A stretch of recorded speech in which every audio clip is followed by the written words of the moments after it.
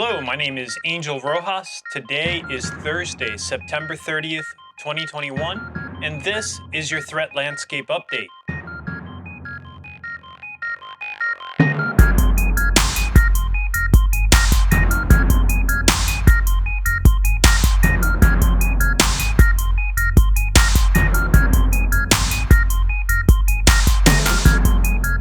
Hello and welcome to today's Threat Landscape Update. I'm Angel Rojas with DataCorps, and I want to thank you for listening and watching, as well as reading our updates. So kicking it off today, we're going to continue our series on the 10 cybersecurity statistics that will help keep your business safe and help you prevent a data breach. And today's statistic is the number of breaches that involved ransomware doubled in the past year. Now, if you've been watching, you'll know that we've been covering ransomware a lot. We've been covering it a lot for a very, very important reason. It is so easy to fall prey to one of these attacks, and it is so difficult to defend from it and to protect from it that I just have no choice but to keep hammering away at it, because awareness and understanding how these attacks happen and how they work is the best defense. So if you take these videos and share them with your team, if you send these emails to your team and let them know, hey, keep an eye out for this. We've also got training that we can give your team to make them aware of how ransomware attacks happen. There's many different tools that we can deploy to help you prepare and help you defend from it. But awareness and education are the only ways to be able to properly mitigate a ransomware attack. So again, we're going to keep hammering away at these. We're going to keep talking about it because that is the key to beating ransomware, being aware of how it comes in, how you fall prey to a message, and most of it is still coming in via email. So when it comes in via email, I want you to be able to recognize it quickly and be able to let us know about it, forward it to us, help us to see it so that we can detect if there's any patterns or any concerns that we need to be aware of so that we can react to it and respond to it. So again, please take the time to share these messages and reach out to me if you want to set up some training for your team to ensure that they're aware of how to detect ransomware. Next up, we're going to talk again about the Hikvision or Hikvision cameras, as well as the Dahua cameras and video surveillance systems. Last week, we discussed them. We discussed several vulnerabilities that were found, and I had several of you reach out to me and ask me about these systems. So in short, the way that we can mitigate some of the vulnerabilities, not all, but some, and keep you from having to go out and replace your system right away, is that when we're involved in the installation process with your video security vendor, we will take that device or those cameras and segment them, put them in a different network that is connected to your network, but it's separate. So it's together but separate. We put them in a separate network where they can't reach all of your desktops, they can't reach your servers, your systems, your printers, your software. We put them in that separate network, and then we build firewall rules so that you can access the cameras and view them from your desk, or if you want to view them remotely, we set up a VPN so that you view them. So sometimes, the extra steps seemed a little bit unnecessary or cumbersome, but these steps are what's keeping a buffer between you and these vulnerabilities. So those steps are very, very critical. I'm still watching these particular set of vulnerabilities and seeing how they evolve. If there is any chance that these vulnerabilities could affect your network, I will be the first to tell you. However, if you have any concerns or you want to be proactive about it, let me know and we can talk about your options.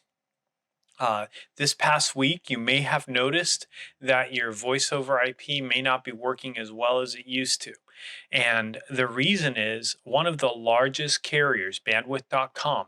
Bandwidth.com basically they're a backbone provider for voice over IP. So if you have, for example, VoIP with us or VoIP with some other vendors, we may have different services, but underlying and powering the core of that could be bandwidth.com's services. And what's happening is Bandwidth.com is undergoing a massive distributed denial of service or DDoS attack.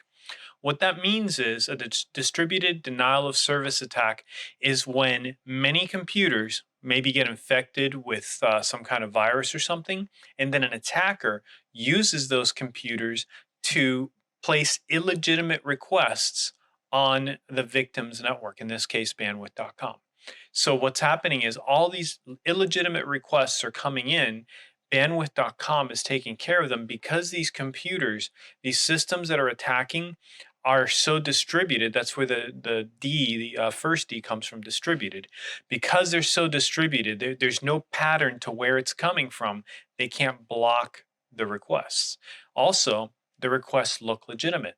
So bandwidth.com has to respond to them, or otherwise they could be denying a phone call from you or a request from you. So when you try to place a call, or when one of our systems tries to place a call with bandwidth.com, there's no way to get the legitimate requests in because too many illegitimate requests are being placed. And that's what's been happening with voice over IP this past week.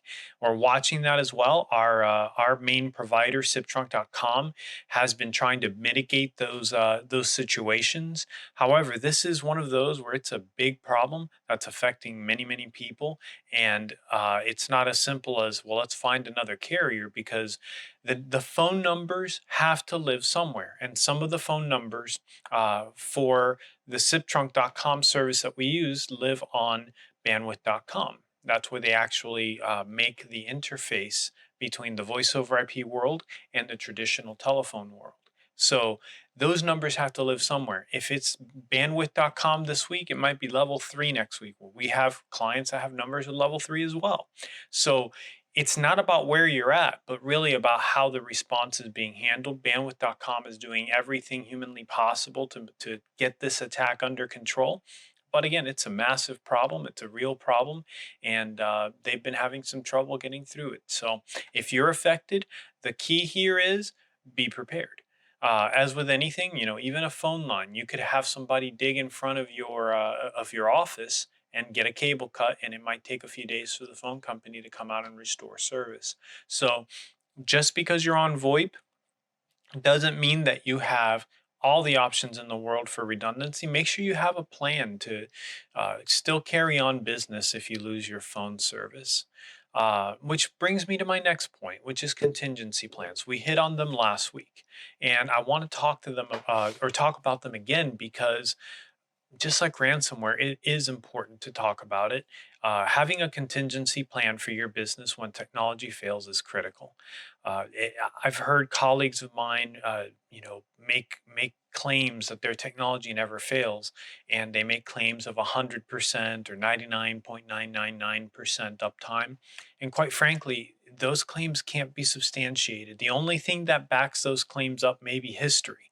However, there's still going to be something in the future that could take that down. So, what I prefer to do, what I put value in, is to actually have a contingency plan in place. How do we operate the business without technology?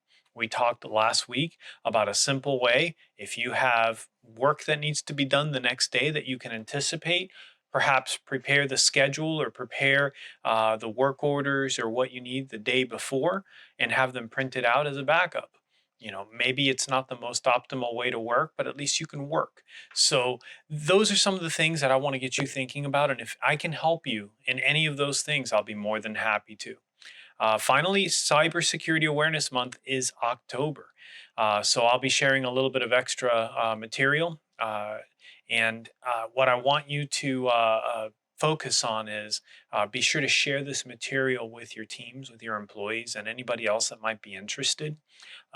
There's a lot of good information out there, but we don't need just a month to have cybersecurity awareness.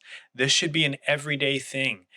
We use computers, we use our phones, we use technology, we use the internet every single day. And every single day, there's a chance we could make a mistake that allows an attacker into our networks and our businesses. So, awareness for cybersecurity really needs to be baked into your company culture. It needs to be something that gets talked about and discussed every day, and it needs to be something that you're comfortable discussing.